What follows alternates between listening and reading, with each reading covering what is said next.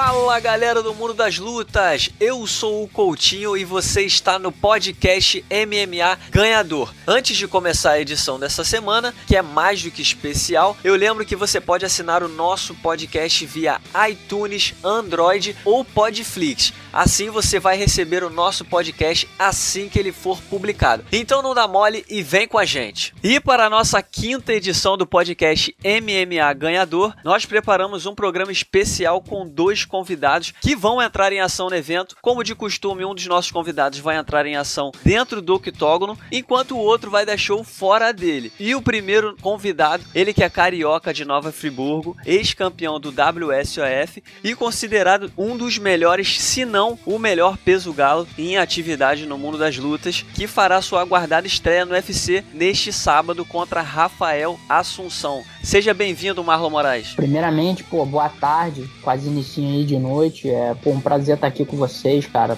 Conversei até com o Luca aqui e eu nem gosto muito de fazer muita entrevista não, mas isso é importante e principalmente com os caras legais que nem vocês. Maior prazer, eu vou estar aqui pra gente bater um papo maneiro e tirar dúvida aí, cara. Qualquer coisa que vocês quiserem saber, semana de luta, né? Fight Week, tudo preparado pra essa luta de sábado. Eu tô aí, a luta finalzinha quanto peso, graças a Deus tá tudo certo e é só ajustar o final aí e no sábado ir pra guerra. Maravilha, o nosso segundo convidado é o Adriano Albuquerque, repórter do Combate.com. Tudo bem, Adriano? Tudo bem, Coutinho, um abraço aí pra todos os ouvintes e todo o pessoal que acessa o Ganhador. Estamos aí, vamos falar desse UFC Rio, do UFC Fight Night do último domingo. Tamo junto.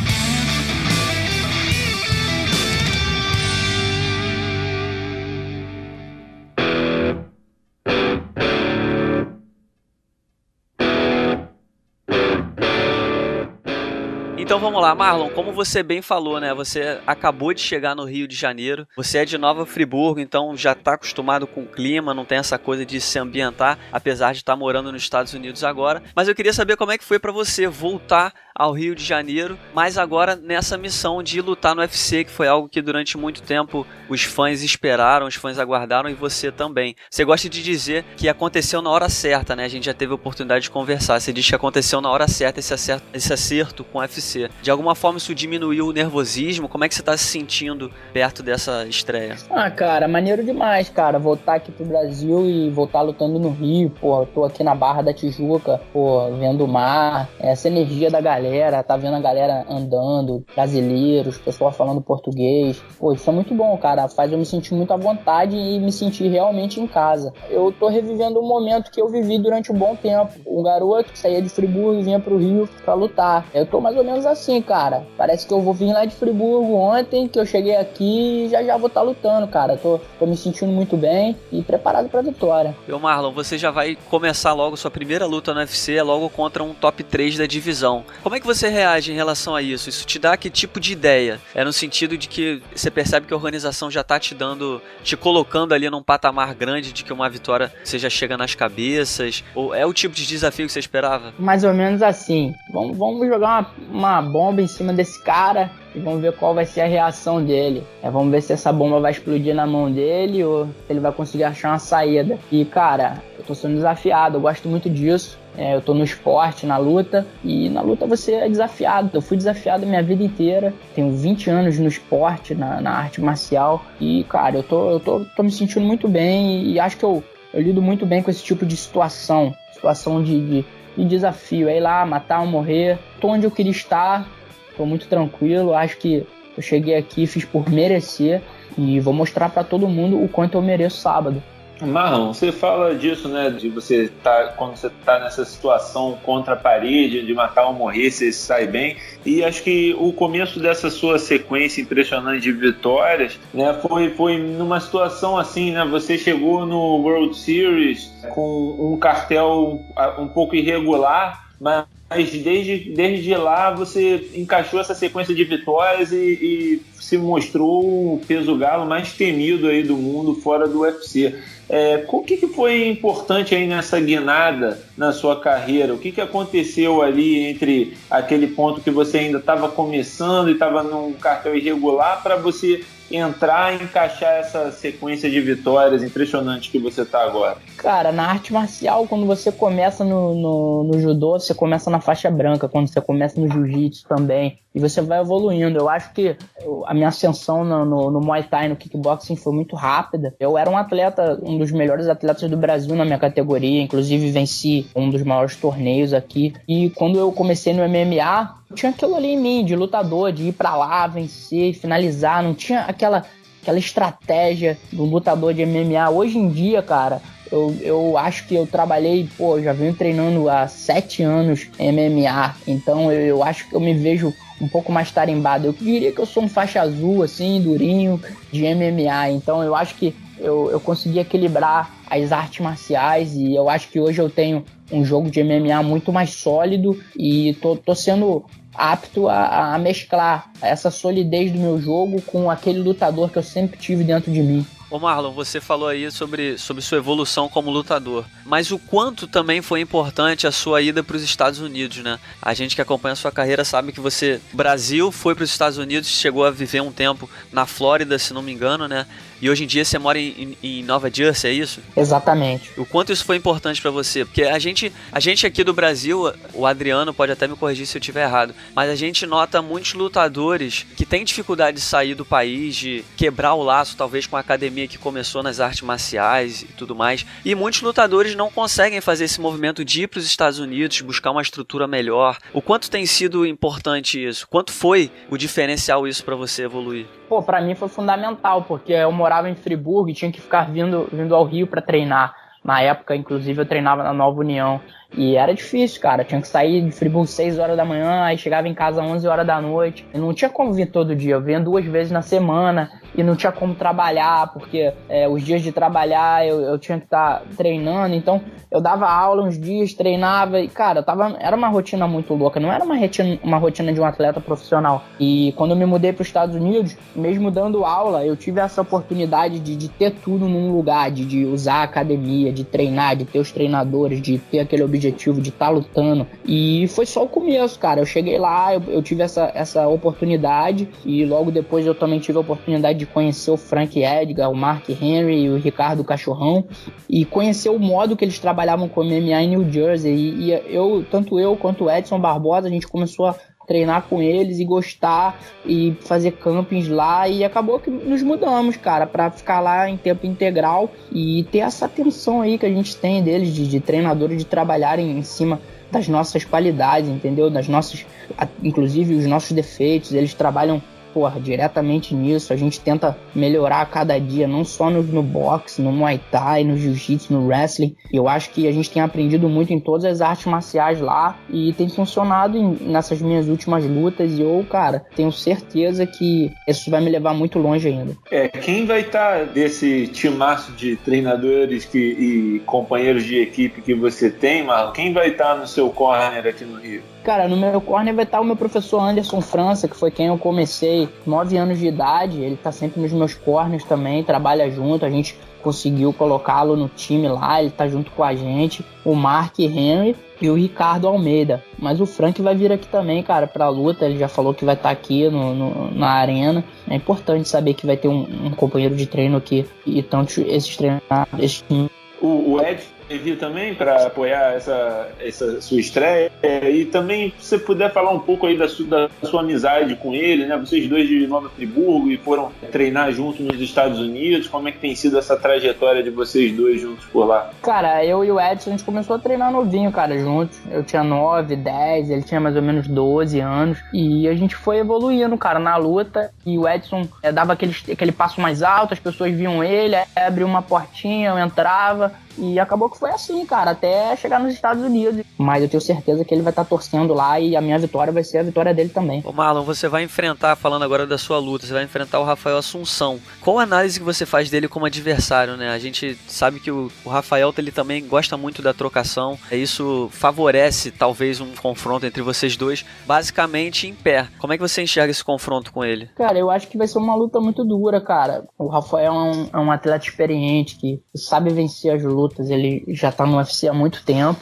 e tá habituado ali. Mas, cara, eu tô trazendo o meu jogo, cara. Eu vou com tudo. Se eu tiver que trocar em pé com ele, eu vou trocar em pé o tempo todo. E se a gente for pro chão, eu vou tentar finalizar, vou tentar impor o meu jogo. Tô muito preparado, cara, para 3 rounds bem intensos. E eu tenho certeza que essa luta aí vai ser uma das melhores lutas da noite. E o que eu posso prometer para vocês é que de mim não vai faltar garra, vontade, empenho, andar pra frente, buscar essa luta o tempo todo. E Marlon, você diria que ele é o adversário assim, mais duro que você já teve pela frente ou que tem pela frente nos últimos tempos? O adversário mais duro da minha carreira, cara. É a luta da minha carreira, é a luta da minha vida, é a minha primeira luta no UFC e é assim que eu tô encarando, cara. Marlon, quando a gente vê essa luta acontecendo, né? Você, um top, um peso galo de altíssimo nível, já enfrentando um top 3, diante de uma categoria que, na teoria, né, vai ter aí Dillashaw contra Garbrandt na próxima disputa de cinturão. Você tem essa noção de que uma vitória já te colocaria ali na posição desafiante? Cara, eu quero bagunçar a categoria, cara. Eu tô chegando preparado, pronto pra mexer com a cabeça do matchmaker lá e dar problema pra ele, cara. Ele vai ter problema e vamos ver o que ele vai fazer comigo aí. A gente tava vendo nas últimas lutas suas no World Series que parecia que eles já estavam, né, tendo que buscar lá no fundo do tacho para achar alguém para te enfrentar, porque você já tinha limpado a categoria deles. Minha pergunta era se em algum momento você chegou a ficar meio entediado, se sentir sem desafio ali dentro do World Series e ansioso para dar esse próximo passo de ir para o UFC ou para uma outra organização, talvez que tivesse um cara mais próximo, assim, de alto nível que te trouxesse um desafio. Isso aconteceu contigo em algum momento? Pô, cara, eu não escondo de ninguém que meu sonho sempre foi estar no UFC, então eu fiz 11 lutas com o World Series, então antes de todas as minhas últimas 11 lutas, o meu pensamento era de que, caraca, pô, eu quero vencer e quero ir pro UFC. Então eu não tinha muita ansiedade, mas eu tinha, assim, vontade de enfrentar os melhores e provar pra todo mundo que eu realmente merecia estar aqui, entendeu? Ô Marlon, desde a sua última luta no WSOF até o acerto com o UFC, você chegou a ficar alguns meses como free agent, certo? Cara, mas a gente já tava tudo conversado com o UFC, já tava tudo certo. O UFC, antes a gente de já... no WSOF. Inclusive, antes da minha última luta, a gente já tinha conversado com o próprio UFC. Foi inclusive uma sugestão deles, entendeu? Essa luta, porque ia ser uma luta muito boa pra mim. Foi um papo bacana, bem aberto. Inclusive, eles me mostraram que realmente essa luta seria muito boa pra minha carreira e foi. E como é que tá o seu contrato com o UFC? De quantas lutas você acertou com a organização? Cara, eu tenho 6 lutas com o UFC. Pretendo fazer 6, depois mais 6 e mais 6. Vamos continuar lutando.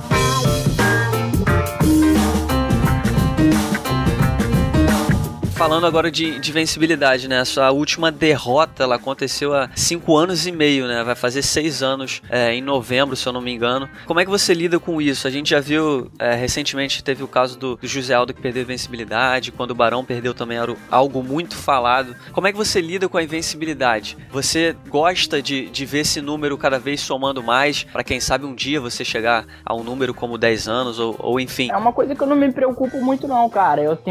Eu fui um atleta que acabei tendo algumas derrotas no início da minha carreira, então eu acho que as coisas começaram a funcionar legal pra mim quando eu esqueci isso, esqueci esse número, esqueci que o atleta não era um número, cara.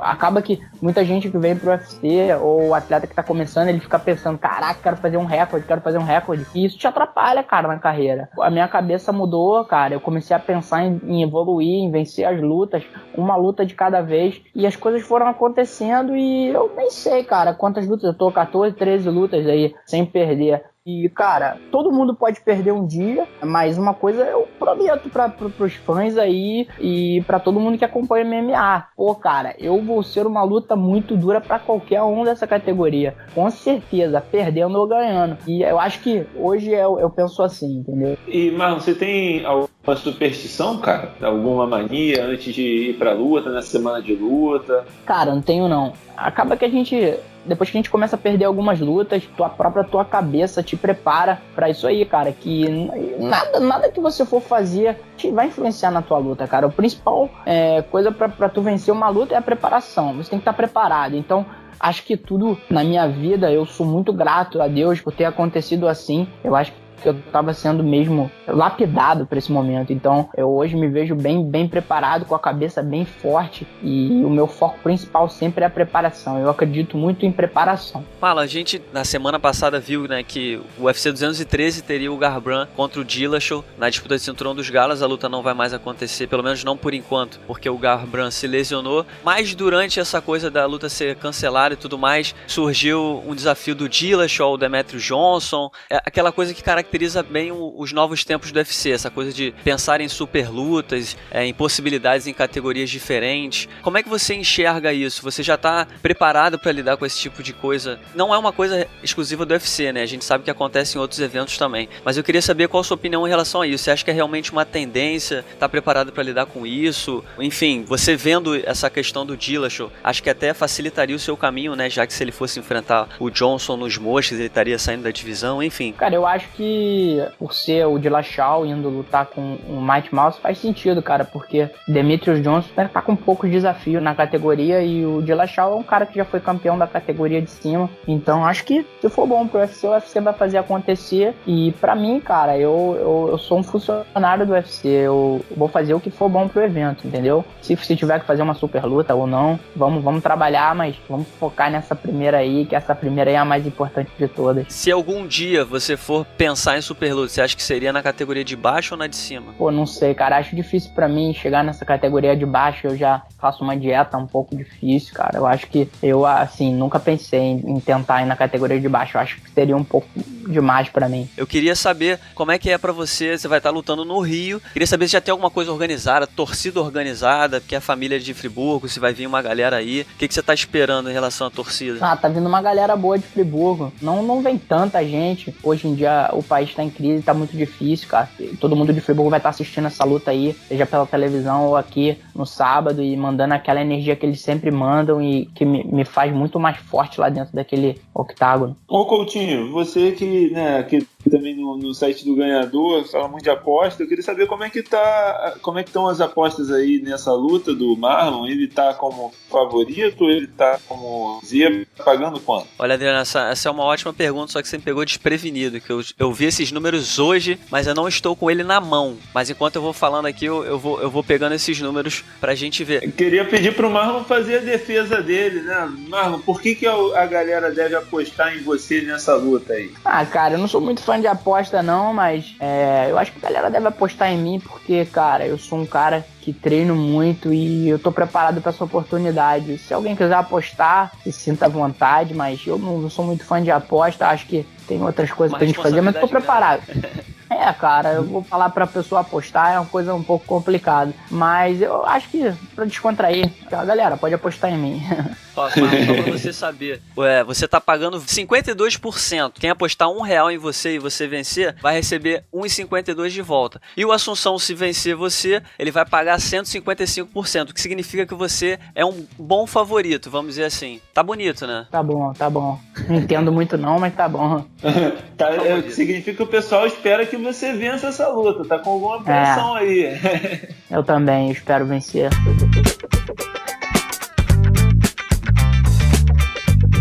Então vamos lá, Marlon, pra gente falar sobre outros assuntos agora. A gente viu no fim de semana, a gente teve o UFC Fight Night direto de Estocolmo, na Suécia. A gente viu o Alexander Gustafsson vencer o Glover Teixeira no 5º round em uma luta espetacular. O Glover mostrou muito coração aí, foi muito bravo. Mas no 5º round, o Gustafsson, numa combinação que eu achei simplesmente extraordinária, conseguiu o nocaute. Começando pelo Adriano. Adriano, como é que você viu essa vitória do Gustafsson? Era meio esperado pesado, né, Coutinho?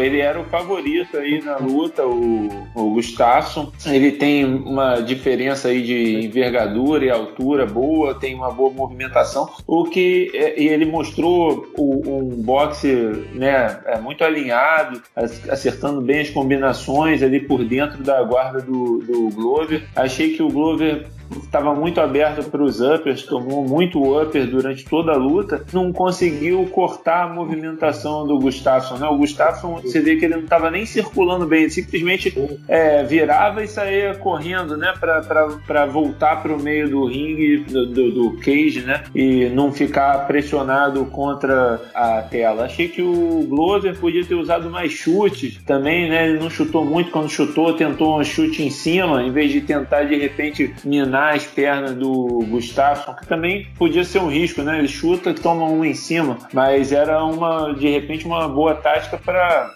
minar as pernas do Gustafsson e diminuir um pouco essa movimentação, fazer ele ficar parado mais ali na frente do Glover. Mas méritos do Gustafsson, acho que mérito maior do Gustafsson mesmo, que tem um boxe excelente e mostrou que está em ótima forma. Verdade. Agora, Marlon, o Gustafsson é o primeiro colocado no ranking, né? Ele acabou de vencer o Glover, que era o segundo, deve cair um pouquinho, mas era o segundo colocado. E agora a gente pensando no futuro, você acha que o Gustafsson merece ser o próximo desafiante ao cinturão? Porque a gente também sabe que tem o Jimmy Manuwa, que já entrou ali um pouco na discussão, só que o Jimmy Manuwa é o terceiro colocado. E vem de vitórias aí, a última vitória do Manuwa foi contra o Corey Anderson, que é o sexto colocado no ranking. Você acha que o Gustafsson de fato, você acha que ele garantiu ali a posição desafiante contra o Cormier ou o John Jones, que vão se enfrentar em julho? Cara, eu acho que o Gustafsson já lutou com o Manuwa, ganhou de uma forma, acho que até dominante. Acho que quem merece é o Gustafsson, na minha opinião. Porque ele tem a história com os dois, né? Ele já enfrentou o Cormier e o Jones também. Fez uma luta espetacular contra qualquer um dos dois. E pode ser bom até pro UFC promover uma revanche entre eles, né? Cara, acho que sim, cara. Vamos ver. Eu acho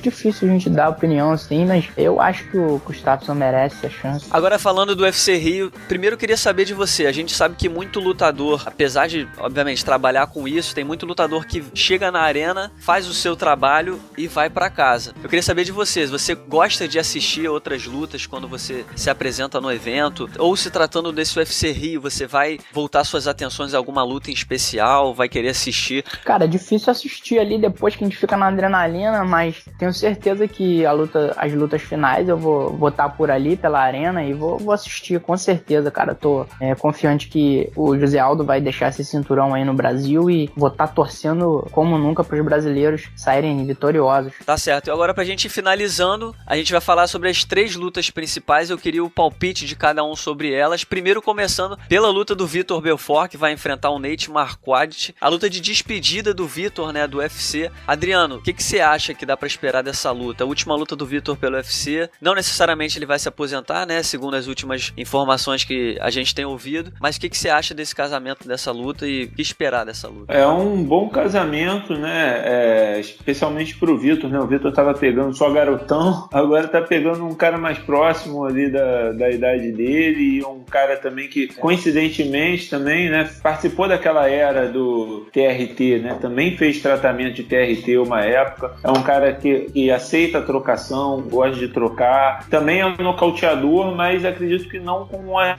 mesmas mãos que o Vitor, né? Não com a mesma precisão do Vitor. O Vitor parece que foi para TriStar, né? Para a academia do Jorge St-Pierre para fazer esse camp. Então, né? Vamos ver o que ele trouxe aí de conhecimento. Acredito que em casa, com a torcida por trás e tal, acho que o Vitor Belfort pode encerrar a passagem dele no UFC com uma boa vitória. Eu concordo com você. Eu também tô achando que o Vitor pode conseguir essa vitória, e eu acho que o Nate é exatamente o número certo, né? Porque ele hoje em dia não é mais um rival tão ameaçador, mas também tá longe de ser um cachorro morto. Acho que ele pode dar uma última luta digna ao Vitor. O que você acha dessa luta, Marlon? Assim, as 3 últimas lutas, né? A minha opinião é que a Claudinha vai vencer, o Vitor vai vencer e que o José Aldo vai vencer. Tô torcendo por eles e eu não sou muito de apostar, como falei pra vocês antes, mas por eu torcer por eles, eu vou estar aí apostando que eles vão sair os 3 vencedores, e todas as 3 lutas são 3 lutas muito duras, e espero que o Brasil consiga ir 3-0 nessas 3 lutas. Tá certo, Marlon já foi na na velocidade aí, já emplacou logo, já mandou o palpite das 3 lutas. Ele é um lutador conhecido pela velocidade, né? Golpes velozes, golpes rápidos. Já mandou também, que na entrevista também é rápido. Exatamente. Piscou, já foi lá, deu seu recado. Marlon, queria te agradecer muitíssimo. Eu sei que essa semana é um pouco complicada pra você, que você tá aí nos preparativos finais pra essa estreia tão importante. Muitíssimo obrigado pelo tempo que você dedicou pra participar do nosso podcast. E muito boa sorte aí nessa reta final. Nos veremos mais vezes, né? Já que essa semana a gente tem Media Day, vai ter pesagem, a gente vai se encontrar ainda essa semana. Obrigado pela participação, Marlon. Valeu, obrigado aí pelo espaço e vamos com tudo, cara. Tô preparado e sábado acho que todas as pessoas que estiverem lá dentro daquele ginásio, mídia, torcida, lutadores, vai ser uma luta muito maneira e eu, prometo a vocês que vontade não vai faltar.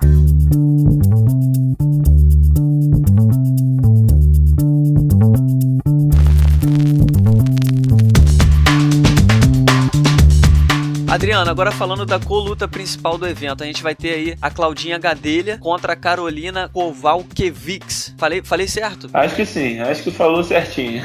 Então, elas vão se enfrentar, é o duelo clássico aí entre a primeira colocada no ranking, que é a Claudinha, contra a Karolina, que é a segunda colocada. É parecido com um confronto entre Glover e Gustafsson, né? São os tops da categoria se enfrentando. A categoria que a gente tem a Joanna Jedrzejczyk como atual campeã. O que você espera dessa luta? Eu acho que a Claudinha, já que você falou até nas apostas, eu achei interessante. A Claudinha é grande favorita para essa luta. Ela tá muito bem cotada para vencer essa luta. E eu concordo, eu não sei se eu trataria ela como grande favorita. Eu acho que ela é favorita. Ponto. Porque eu acho que a Karolina também, ela é uma lutadora muito dura. A apresentação que ela teve contra a Joanna não foi tão brilhante, mas ela chegou a dar uns sustos ali. Eu acho que ela vai fazer uma dura com a Claudinha. Eu acho que a Claudinha vence, mas também não vai ser fácil não. Acho que vai ser aquela decisão apertada. Como é que você vê essa luta? Olha, eu tô meio na dúvida quanto a essa luta, porque acho que é a segunda vez só que a gente vai ver a Claudinha desde que ela deixou a Nova União, né? E ela tem falado algumas coisas boas, algumas coisas certas, né? Sobre o lance de que agora ela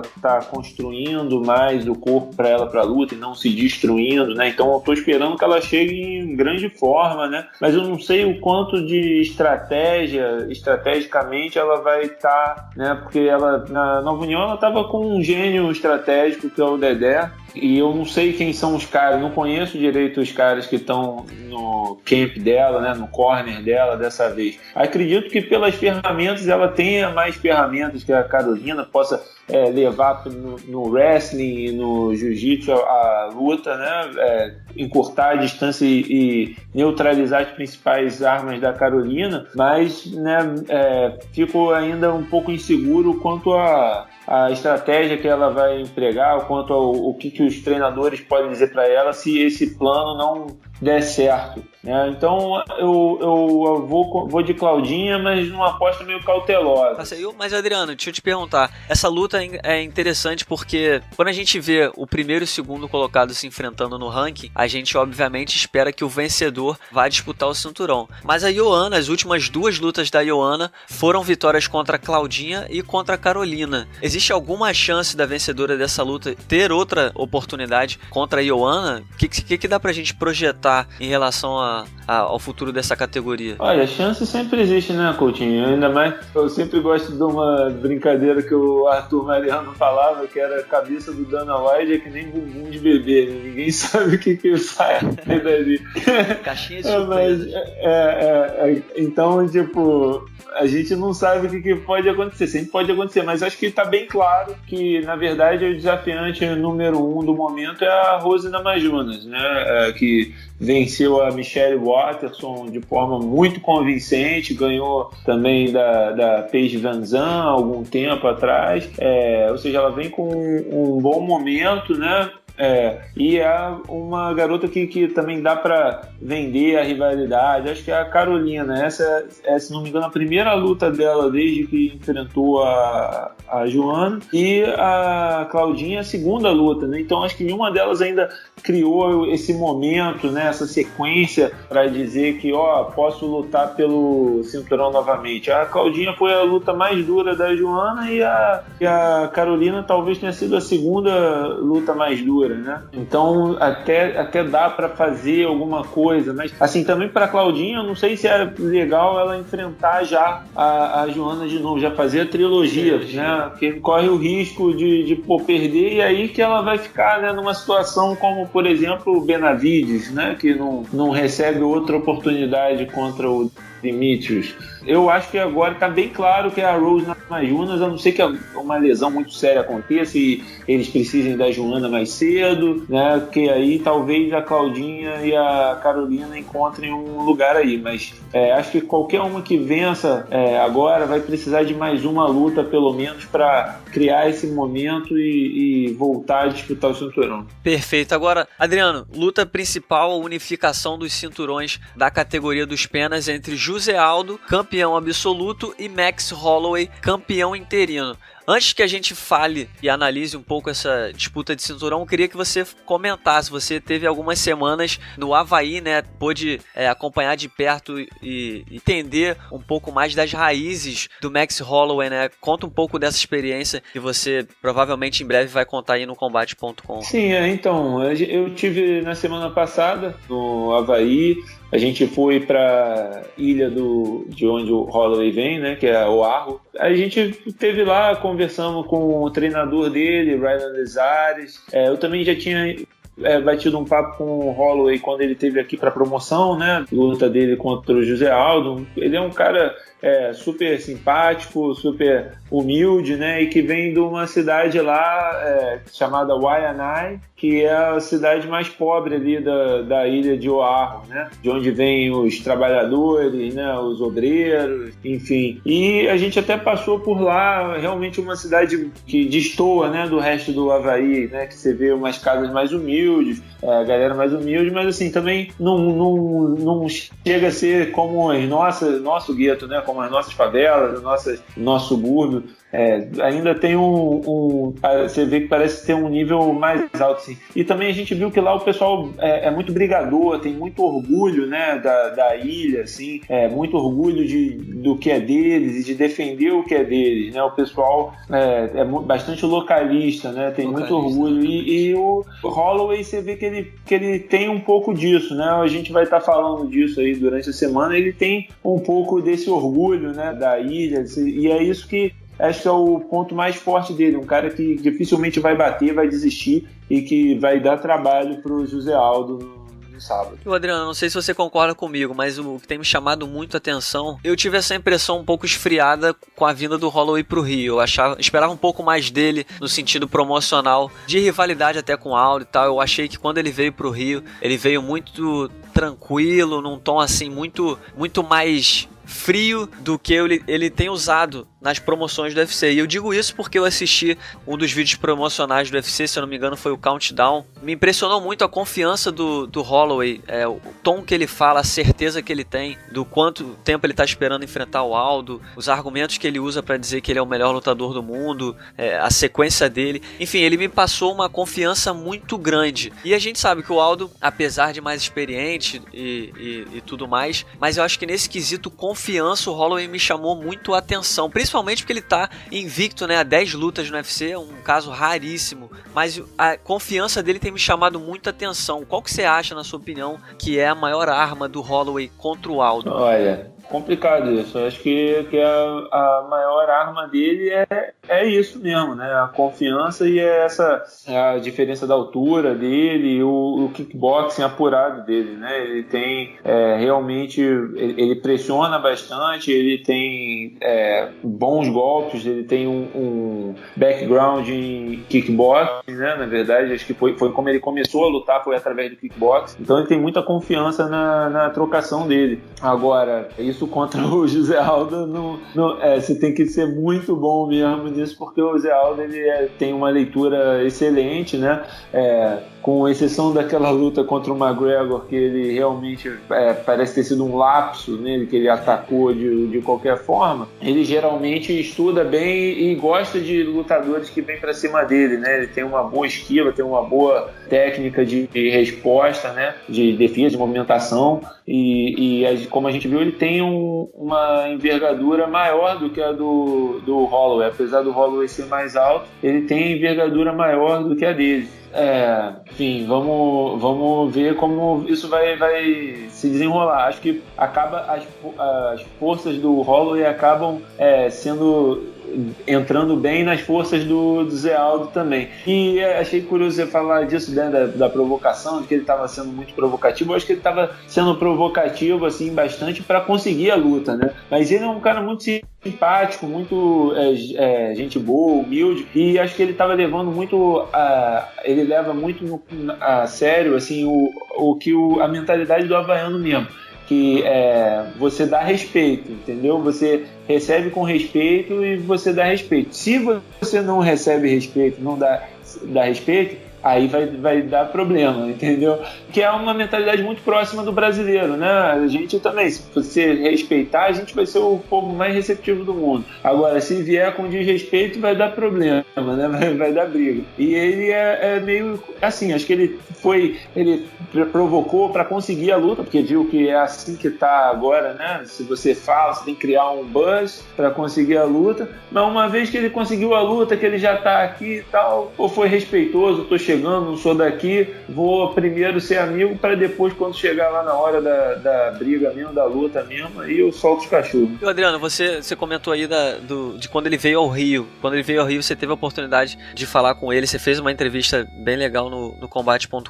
E quando você fala em Havaí, né, Havaí, a primeira coisa que vem na cabeça da galera é o surf. Então a gente já fica, será que o Max Holloway surfa? Que tipo de hobby ele tem ou teve quando era mais novo? Se eu não me engano, me corrija se eu estiver errado, ele é um cara que gosta de game, ou já teve algum tipo de experiência com League of Legends, que é um jogo muito famoso hoje em dia. É mais ou menos por aí? Olha, na verdade ele surfa também, mas ele começou a surfar mais velho, não tem tanto tempo assim. Ele surfa longboard. Isso ele me contou que ele surfa longboard. Quando ele era mais novo ele não tinha isso, ele curtia mais jogar beisebol. Ele inclusive pensou em virar jogador de beisebol, tentou conseguir média para conseguir uma bolsa para jogar beisebol na faculdade, mas acabou que entrou o kickboxing na vida dele e ele esqueceu do beisebol e resolveu lutar, né? Agora o videogame, cara, eu acho que ele que não chega a ser, acho que é como todo jovem, né? E até toda a galera da minha geração, já tô com 35 anos, ele é mais novo, ele é mais próximo da sua geração, mas toda a galera jovem, desde os anos 80, assim, o hobby é videogame, né? E ele curte também. Teve aqui uma matéria do Sport TV, né, que juntou ele com uma galera do League of Legends e tal, e aí ele aprendeu como é que é realmente os caras mais top, né? Que nem a gente tá vendo agora no Globo Esporte também, né? O Thiago Armar vendo que o pessoal da luta, né? No videogame também, você não sai machucado que nem na luta, mas quando os caras profissionais, é outro nível de game. Os caras detonam todo mundo. Então, ou seja, acho que pra ele é mais uma coisa de hobby, mais uma brincadeira, assim, tanto quanto pra qualquer um de nós, assim, que gosta de jogar videogame. Tá certo. Agora, Adriano, falando da luta, pra quem não sabe, essa luta nas casas de apostas tem odds apertadíssimos. O José Aldo, ele oferece um rendimento de 83% se vencer, enquanto o Holloway oferece 90% de rendimento. O Aldo é favorito por muito pouco. E a minha visão dessa luta, eu concordo com isso. Eu acho o José Aldo também favorito, mas de forma apertada, porque por mais que o José Aldo ele seja um cara mais experiente, ele é o campeão, vai estar lutando em casa, tem muitos pontos a favor. A única coisa que me preocupa é uma coisa que eu já falo sobre o José Aldo há muito tempo, e ele fez muito na luta contra o Frank Edgar. O Aldo, ele quando enfrentou o Frank Edgar, é claro, às vezes foi por conta de ser um adversário como o Edgar, diante do Holloway, que é um cara de envergadura um pouco maior, pode ser diferente, mas enfim, o que me incomodou muito foi a esquiva do Aldo pra trás, jogando a cabeça pra trás. Ele fez muito isso contra o Frank Edgar, e se ele fizer isso contra o Holloway vai acertar ele muito, porque ele como a gente não chega nem a ser um cacuete, né? O Cigano começou a fazer muito isso depois de muito tempo, mas aquela coisa do rival atacá-lo e ele fazer a esquiva pro lado ou pra trás. E se tratando de um cara que não é o Chad Mendes, que tem braço curto, não é o Frank Edgar, que tem braço curto, o Holloway tem um braço comprido, eu acho que isso pode acabar complicando ele. Eu espero que tenha sido simplesmente uma estratégia especial contra o tipo de lutador que era o Frank Edgar, que tem uma envergadura muito menor. melhor. Mas foi o tipo de coisa que quando eu vi me preocupou um pouco. Mesmo assim, eu continuo tratando o José Aldo como favorito. Eu acho que ele tem mais armas. Se ele tiver qualquer tipo de complicação na trocação, acho que ele não teria grandes dificuldades de botar essa luta pro chão. E acho que talvez até no gás, o Aldo, apesar de estar menos ativo durante os últimos anos do que o Holloway, eu acho que até no gás o Aldo é mais preparado, né? O Holloway nunca fez uma luta de 5 rounds, contra o Pettis era previsto para 5 rounds, mas ele nocauteou no terceiro. Resumindo, o meu palpite é na vitória do Aldo, mas assim, uma luta que é perigosa. Acho que ele vence na decisão, com tensão, com bastante emoção. O que você acha, Adriano? O Holloway ele já fez uma luta de 5 rounds, mas foi há muito tempo, né? Foi antes do UFC e foi 5 rounds e ele venceu. E ele disse que se sentiu super bem, ganhou a luta. Então, ou seja, ele já teve essa experiência mesmo tendo sido há um tempo atrás. Agora, eu acho que essa esquiva do Aldo, digamos, on point, né? É no ponto certo. Ele sabe quando dá, onde dá, o que fazer. Isso que é a parte da excelência técnica do Aldo também, né? O que é o perigoso, acho que, por exemplo, quando o Cigano faz, é que ele se deixa muito pressionar contra a grade, né? Ele sempre luta muito próximo da grade, e aí isso daí tira o espaço dele para soltar o gancho dele cruzado, o overhand, né? Que é a principal arma dele, e deixa ele pressionado ainda mais contra peso pesado, onde se estiver encurralado já era, né? É difícil de você sair dali. O Aldo não, eu vejo ele se deixando pouco ficar ali, ele tá sempre circulando antes de chegar, ele tem uma noção boa de espaço ali. Quando ele está pressionado contra a grade, é mais quando o cara tenta uma queda mesmo, e aí ele sabe usar muito bem a grade para se levantar, para impedir a queda, né? Geralmente ele nem chega a ser derrubado, ele consegue impedir a queda, escalar a grade com os pés, enfim. Eu acho que para essa luta, cara, o perigo mora aí também um pouco, sim, porque o Holloway é um trocador habilidoso, e como é que a gente vai duvidar de um cara que ganhou do Anthony Pettis, por exemplo, né, do Cub Swanson, dois excelentes trocadores, e também que no caso do Swanson também, que tem um excelente esquiva também, né? Mas acho que a principal arma do Holloway aí vai ser o coração dele, realmente, a raça, um cara que não desiste, que vai aguentar o que o Aldo der para ele, o que o Aldo jogar. Mas acredito no Aldo, cara. Acredito que ele não vai ter problema quanto a isso da esquiva, não. Acho que ele deve estar bem estudado. A minha preocupação maior, na verdade, é com a cabeça do Aldo, né? O quanto que ele está focado na luta, o quanto que ele está focado em defender esse cinturão, visto que ele está frustrado com o UFC, tem falado muito e que está pensando em fazer carreira no boxe, fazer outras coisas da vida. Então, né, essa é mais a minha questão, se o Aldo vai estar 100% focado como ele já esteve em outras lutas. Mas acho que ele é tecnicamente superior. Tá certo. Agora, pra gente finalizar, Adriano, falando agora do UFC Rio em geral. No evento teria o Anderson Silva, né, contra o Kelvin Gastelum. Essa luta acabou saindo e meio que como substituta, né, chegou a luta do Vitor Belfort contra o Nate. Fazendo uma análise geral assim, você acha que é um evento com a cara do Rio? Quando eu digo com a cara do Rio, a gente sabe que a gente sempre espera, quando um evento numerado chega ao Rio, que seja aquele evento pra chamar a atenção do mundo inteiro. O último que teve no Rio numerado, se eu não me engano, foi exatamente o da Honda contra a Beth. A gente já teve Fight Night com o Demian Lafleur na luta principal e tudo mais, mas o histórico são sempre de eventos grandiosos. Você acha que esse evento cumpre o seu papel para manter o nível de eventos grandiosos no Rio de Janeiro? Ou você acha que ficou um pouco a desejar com a saída do Anderson? É claro que o Anderson e o Vitor, eles estão num patamar bem parecido, né? O Anderson, de popularidade, ele ganha do Vitor por pouco, na minha opinião. Mas assim, o card em geral, a gente tem Claudinha Gadelha, tem Eric Silva, tá o Borrachinha aí Paulo Borrachinha no card principal, cara de sapato, enfim, o evento em geral como um todo. Você acha que é aquele evento que o fã vai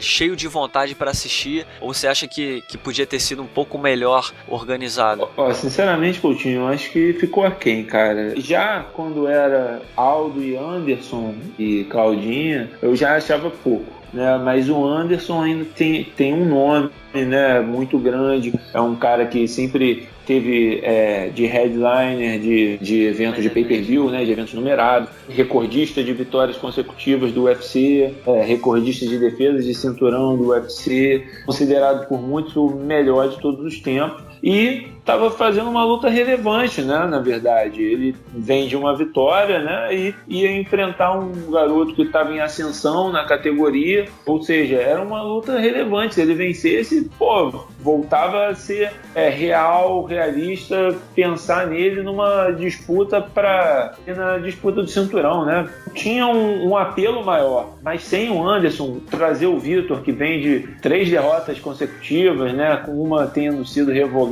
por causa do lance do doping do Gastelum. De fato, que a gente viu no octógono são 3 derrotas consecutivas do Vitor, se despedindo, seja do UFC só ou da carreira, mas é uma despedida contra o Nate Marquardt, outro cara que não está no seu melhor momento, já passou dos seus melhores momentos. Não é aquela luta, assim, claro, ele tem um nome, vai ser uma festa para ele, né, uma festa de reconhecimento da carreira dele, principalmente dentro do UFC, onde ele teve as maiores glórias dele, mas não é o evento que faz você, putz, tenho que assistir esse evento, quero muito ver esse evento. A luta do José Aldo é uma luta intrigante, uma luta boa. A luta da Claudinha é uma luta boa também, intrigante entre duas tops. O Vitor também, mas de resto, né, são promessas, são caras que são bons, mas que nenhum deles faz você, caramba, quero muito ver. E a maior prova disso é o Borrachinha tá já no card principal. O Borrachinha pode ser um grande astro, pode ser que daqui a um ano, daqui a 2 lutas, né,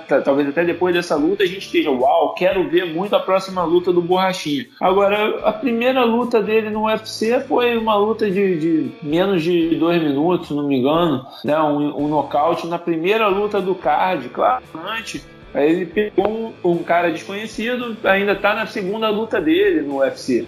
Não é um cara que, caramba, eu preciso ver essa luta dele, vou pagar o dinheiro do ingresso para ver essa luta. É um cara que, legal, uma boa luta, uma luta interessante, um lutador. É um cara que, se tivesse no card preliminar, caramba, vou ver esse cara também. Esse cara, eu tô intrigado por ele. Agora, no principal, que deveria ser os principais astros, né? Então, realmente, acho que não é só o Borrachinha, né? O Eric Silva, que é um cara que já teve aquela promessa, hoje em dia a gente não tem aquela mesma expectativa sobre ele. Não inspira mais tanta confiança, né? Não inspira mais tanta confiança. Claro, tomara que vença e faça a gente falar sobre ele novamente. Sim. Mas não é o cara de sapato que foi campeão do TUF, mas que também nas últimas lutas vem mediano, vem com altos e baixos. Enfim, o resto do card não tá tão forte assim, não tá tão estelar como a gente esperaria de um evento desse nível, né, desse porte. Então acho que sim, deixou aquém. Não é aquele evento pay-per-view, é um evento que tem uma luta de título e 2 lutas ali de certo interesse, mas de resto é um card normal, né? Um Fight Night.